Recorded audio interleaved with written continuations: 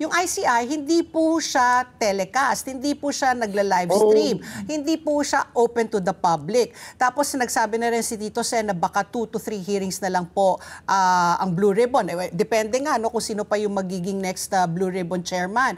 So, yung ganito, paano natin mababantayan? Paano natin malalaman? Paano natin matitrace? Kung ang ICI nga, kung saan na lang tayo umaasa na pwede, di ba, mag-imbestiga, na supposed to be impartial sila, unbiased, pero it's not open to public scrutiny. How do we go about that? Wala sa akin, walang choice yun eh. You have to be open about it.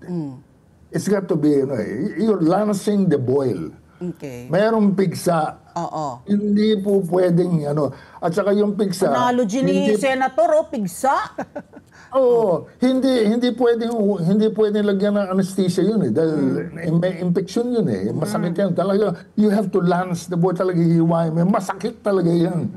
Halata na doktora yung misis eh, no? Talagang ang analogy kanina pa, puro sepsis, surgical intervention, pigsa. Oo. Pero parang ngayon, ayaw nila. No, pero ganito, ang explanation ni Hosaka, Brian Hosaka, Executive Director ng ICI, Senator, na nakikita ko rin naman yung logic. Hindi daw maganda kasi na kapag naka-public, na naka-live stream, natapos yung evidence, piecemeal na lumalabas. So, mas mabuti daw kalapin muna ang lahat ng ebidensya and then present it as a whole. Hindi yung diba? Lalo pa ngayon yung mga witnesses talagang perjurious yung mga statements, diba? Wala nang hindi na sinasanto that they're under oath, diba? They can lie under oath, diba? So ano sa tingin mo dun sa paliwanag ni Brian Hosaka of ICI na hindi magandang i-live stream yung nangyayari sa ICI because hindi din sila pabor na piecemeal yung labas ng mga testimonya at ebidensya. Senator. Ano ang problema sa atin? Minsan, ang ginagawa natin, we make it a choice between extremes.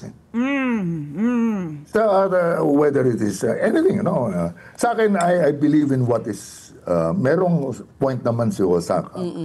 Ang importante lang, magkaroon ng, like ngayon, may choice tayo between electric vehicles and gasoline-fed vehicles. The point there sa akin is a hybrid system. Hybrid muna tayo. Oo. Ituloy mo yung ginawa mo. Until people are satisfied, these things are open. Now, it has to be, I can understand also the discipline that is necessary for the ICI to be able to, wag naman maging spectacle. Yan. Oo.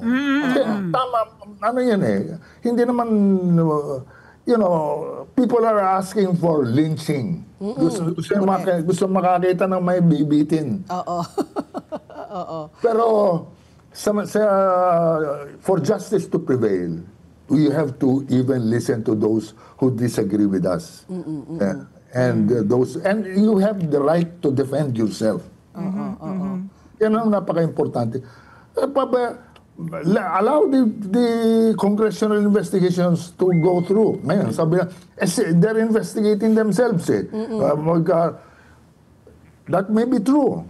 But it is also possible that, as we can see, it can be possible, as shown by Lacson, by Ping Lacson, to investigate yourself if you have determination and magalit na kung sinong magagalit. And ang tingin ko kay Ping this is his legacy na lang eh. Okay.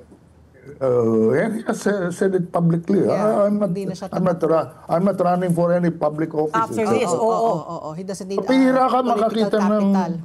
Bihira ka makakita ng pambihira yung sa akin. Sa tingin ko. Ang leader na he talks about integrity and he shows it. Ang problema sa atin, maraming mga marurunong, pero ang problema, they don't walk the talk. Yes, put your money where your mouth is.